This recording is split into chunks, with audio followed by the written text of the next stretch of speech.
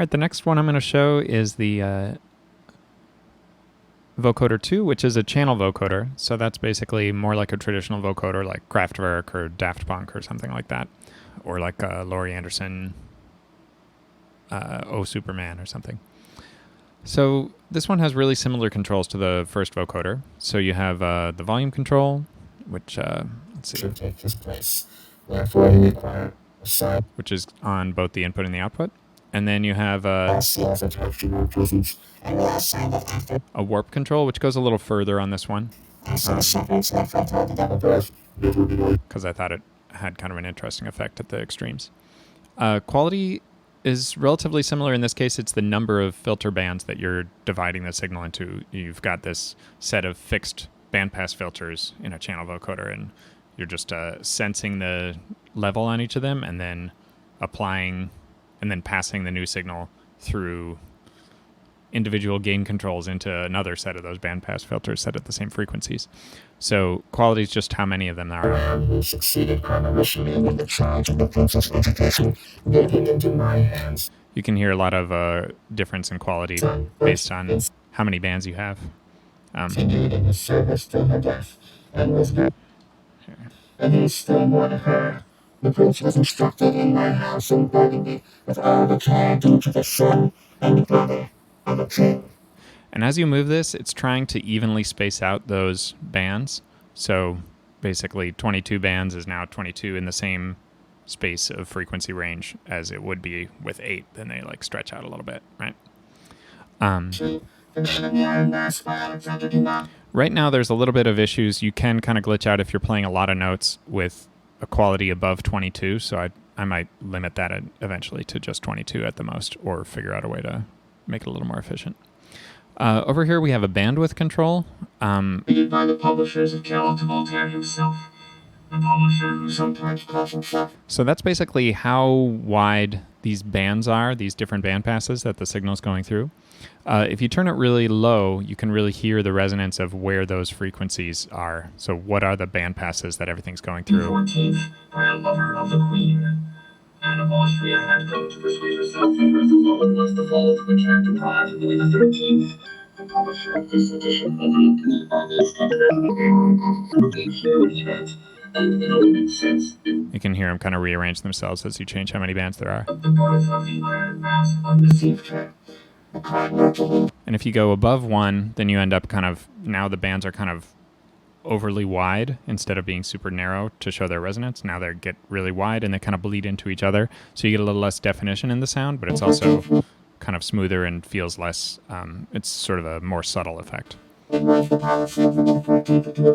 if you put this around 1, then it should be basically each band doesn't really overlap into its neighbor too much. So it's kind of the middle. Down here you have noise thresh. That works the same as on Vocoder 1. So fully pitched to fully noise. And then in between you have kind of decisions made about when to be noise or not. On the second page, you have the saw to pulse control. This is kind of similar to what it was on Vocoder 1, except now it's not actually crossfading. It's just when it crosses the 0.5 point, now it's pulse versus saw. It doesn't actually mix them, just because this one's a little heavier in the computation, so I wasn't able to mix those waves. So we can change from pulse to saw. Here, I'm going to change my noise thresh to be a little lower. Okay. And then we have the pulse width and pulse shape controls, which only apply when your pulse wave saw to pulse is above 0.5 now. Maintained by the Chapman the second by edition of his memoir, The Maréchal Duc de Richelieu, London. So you can get some different kind of sounds, different colors that way. Over here is breath, similar to how it works in Vocoder 1. Just adds white noise to the pitched signal.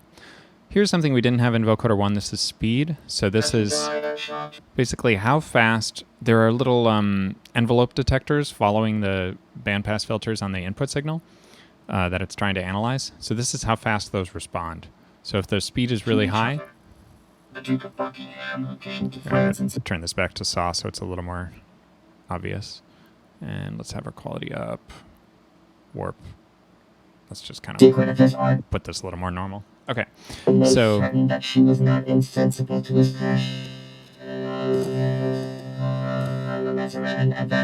now you can hear if the speed is really low, then it's just kind of blurry.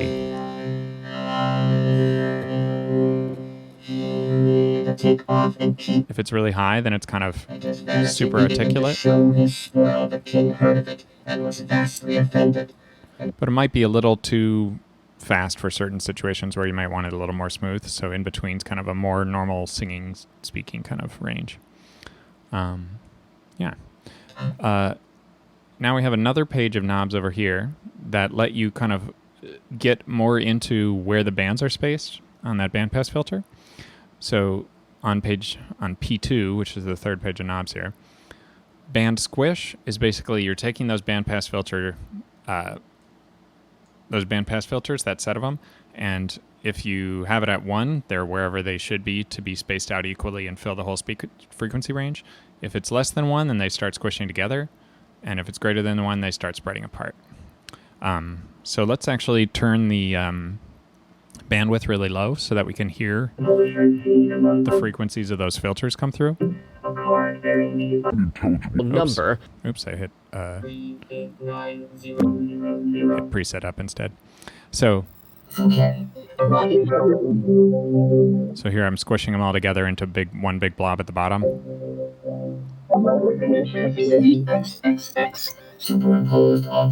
Versus stretching them out.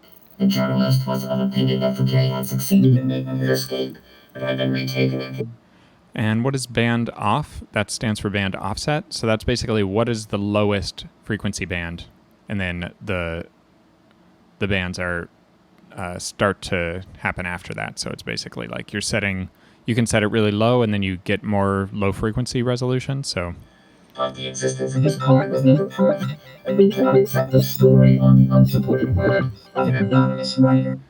Basically, you're setting kind of what your low frequency resolution is by putting this lower or higher.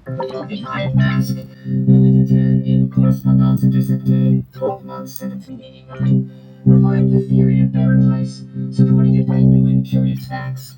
They proved that Louis XIV had really ordered one of the... All right, and then you have tilt, which is basically, it just adjusts the gains of those bands. So if it's all the way up, then basically the lowest band has a gain of 0 and the highest band is amplified. And if it's all the way down, it's the other way, so your high frequencies disappear. This was the son of a man who had belonged to a free... If you're at 0, then that's normal. It's not messed around with at all. Stereo is kind of interesting, so you can... This memorandum gives a detailed account of the abduction of a minister in 1679. So what does that let you do? It's basically, since these bands are individual, they're just a set of bandpass filters. Instead of mixing them to mono, you could alternate left, right, left, right, left, right. And that's what this stereo thing lets you do. It lets you smoothly move between... All the way means that all the odd bands are in the left, all the even bands are in the right. All the way down means that it's all mixed exactly to mono, and in between you get a varying sound. This is really kind of nice for thickening and widening stuff. History better established than the fact that the man in the Iron Mask was a minister of the Duke of Mantua who was carried off from turn. Monsieur Quentin Crawford. So then this last knob, bark pull, what does that mean? That sounds really strange, but basically there's something called the bark scale, which is a measurement of how we perceive the discrimination between tones, sort of like what is the critical band within which we kind of feel like things have changed the same amount of frequency. So it's kind of a measure of our own perceptual way that we break up the frequency spectrum. And it's not quite linear, it's not quite logarithmic, it's a little different. So I built in some fixed bark scale related frequencies, and if you have bark pull all the way to 1, then it pulls the bandpass frequencies to exactly those bark scale frequencies, so that it'll just be set to the bark scale. So these won't matter anymore.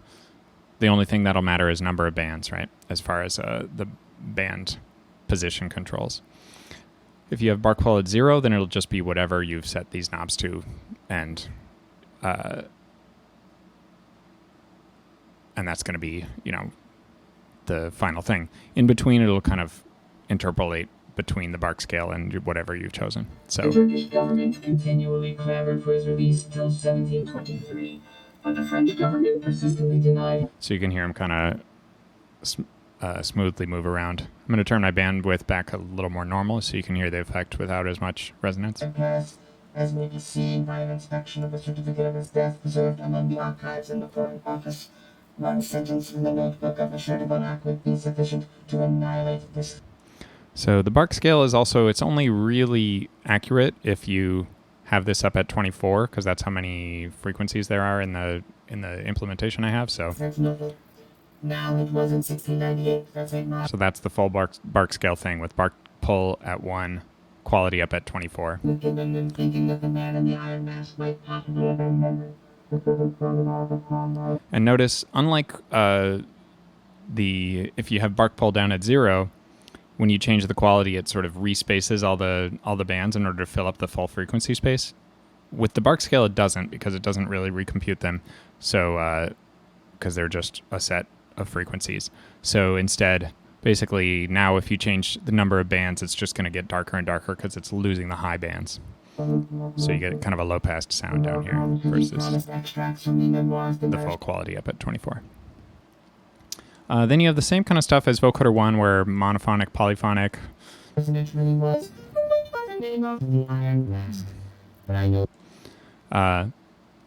And you can do internal or external. You can freeze the same way.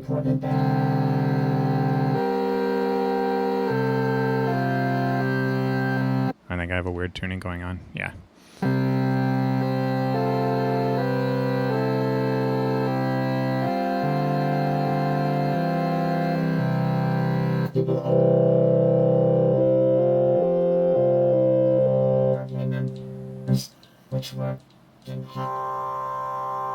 That's kind of nice.